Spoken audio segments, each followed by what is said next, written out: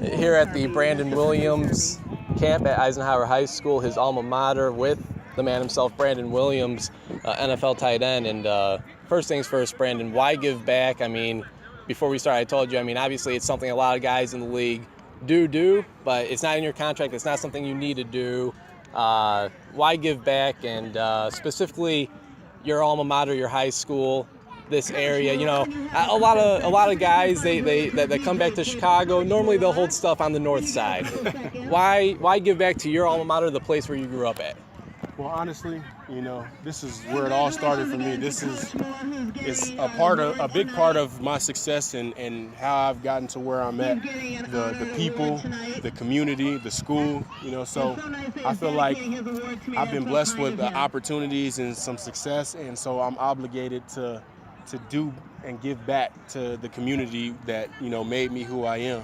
And so I just feel like inspiring kids is super important. When I was young, I struggled a little bit and I was kind of headed down the wrong path. And I wish to have opportunities like this to have a NFL player come and give a camp, And so luckily I was fortunate enough to have great mentors, great family and friends, and a good faith, good foundation to where I was able to turn my life around and get focused. But not everybody has that. And so to be able to come back and maybe inspire a kid to see that where I was growing up to where I've been able to get, hopefully I can inspire some kids, and that's my goal. Now, obviously, last time we seen you on a football field, it was a scary situation. You were carted off the field, very serious concussion. How are you today? Obviously, you look like you're doing well. Is that the case? Yeah, I'm just grateful to be out here and giving back, That's the biggest thing. My health is fine, but just being out here is a blessing, so I feel great. Most memorable play on this football field, looking back at your days as a Cardinal? Oh, man, I had a few back in the day. My most memorable play, I would probably say, was our first game of the season. I think we were playing Richie's, and I got my alma mater. Yeah, okay. And I got my first sack. It was awesome, man. I just remember coming off that edge, and it was my first year playing DN as well. Coach Moore came in, and he thought I'd be a good defensive end, and I came screaming off the edge and got a sack. And I just remember looking over to the sideline and looking at Coach like, yeah, I did it. So it's funny that the most memorable play for you is on the defensive side of the ball. How did tight end come about? So it's crazy. So I played a little bit of receiver in high school, and at the time, I guess they thought that I was a better defensive player, so they switched me. Then when I got to junior college, my freshman year, I redshirted at DN, and so I was playing scout team tight end, and I was doing pretty good, and they were like, hey, man, we think you can play tight end. How will you feel about switching positions? So I was like, I like getting the ball, so I made the transition, and through the grace of God, it took me a long way, I guess. Yeah, no doubt about that. You mentioned it, a unique journey to get to where you're at today. Take the JUCO route, go to the University of Oregon, play for one of the top teams in all the nation, play in the national championship game. How would you kind of describe your journey? If it were to happen again, would you be where you're at today? It's crazy because I remember sometimes I struggled, high school, junior college, that was tough. And even when I got to Oregon, I had my ups and downs. And I remember there were times where I was like, dang, man, if only I could have did this, or if only I would have had this opportunity, my road would have been a little bit easier. But looking back now and all that I've been blessed to accomplish, I wouldn't change anything for the world. It's been a blessing, the ups and the downs, and I feel like it's made me who I am today, and it makes me appreciate everything. Your first opportunity in the NFL came with the Carolina Panthers, quarterback Cam Newton, Auburn Tigers. Yeah. Do you guys give a lot of crap to each other? Again, for the people that don't know, University of Oregon, the Oregon Ducks, Auburn Tigers, what was that, 2011 BCS National Championship game? Came right down to the wire, and Auburn went on to win. Both teams were 13-0 entering that game. Yeah. So battle of undefeateds, winner takes all. And Cam Newton and the Auburn Tigers went on to win. Yeah, I heard a lot about that for my few years that I was in Carolina. Cam, he's a good dude. That's my guy. He loves to throw it in my face about them winning the national championship. But I mean, it's all love. It was just a blessing to even play in that game. No doubt about it. Since then, you've bounced around a little bit. You spent some time in Miami. You spent some time with Seattle. And then most recently, the Indianapolis Colts.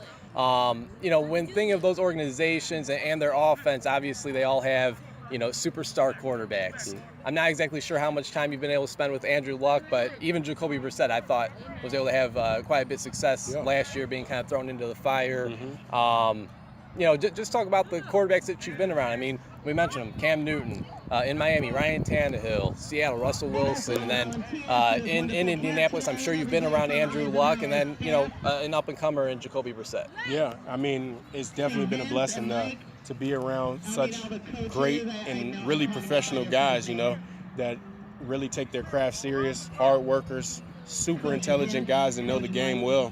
So, I mean, for me, that's part of what helped me progressing throughout my career, is learning from guys like that, the Cam Newtons, the Russell Wilsons, the Andrew Lucks, the Jacoby Brissetts, Ryan Tannehill. Those are one-of-a-kind type guys, and so just having the opportunity to be around all of them has been a blessing for me. And, of course, all first-round picks besides Jacoby Brissett. Now, I followed the NFL draft very closely. Again, we talked about your unique journey a little bit. You're an undrafted free agent, and my favorite guys to kind of look out for are the late-round guys, the undrafted free agent guys, the guys that have to try out in order to make the roster. The day three type of guys, whether they're drafted or undrafted. Just give advice for those out there that are trying to kind of be where you're at today in the NFL. Maybe they're guys that are in rookie minicamps right now as we speak, or OTAs.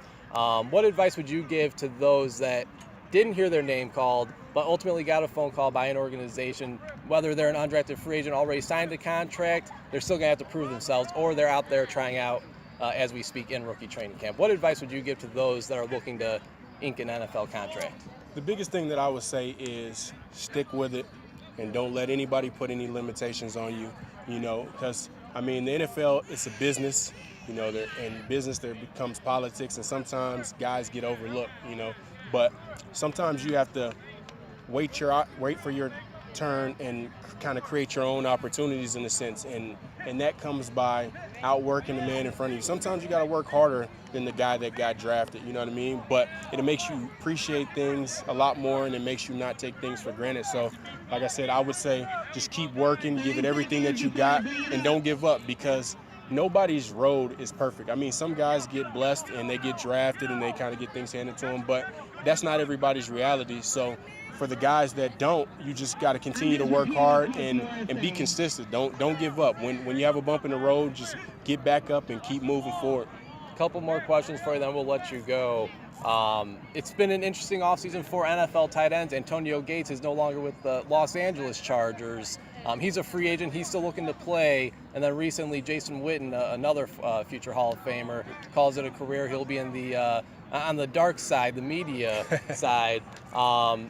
Just as a tight end, playing that position, what kind of impact have those guys? Again, you weren't teammates with those guys, but I gotta think you kind of looked up to them when you turned into this tight end. Turned to the tight end position. What kind of impact have those guys kind of had on your career?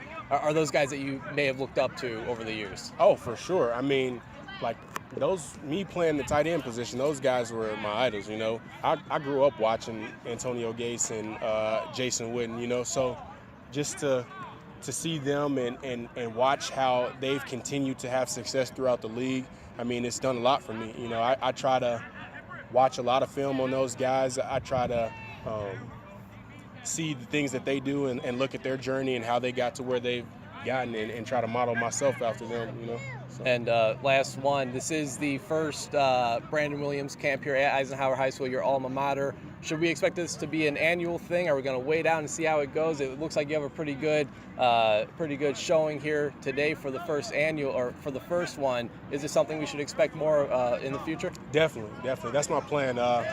I mean, like I said, I think giving back to the community is really important, and, having the opportunity to be able to do it at where it all started for me, my alma mater, it's truly a blessing, and I plan on doing this for years on out, God willing. So. Hey, thanks a lot, man. Hey, thank you. Appreciate it.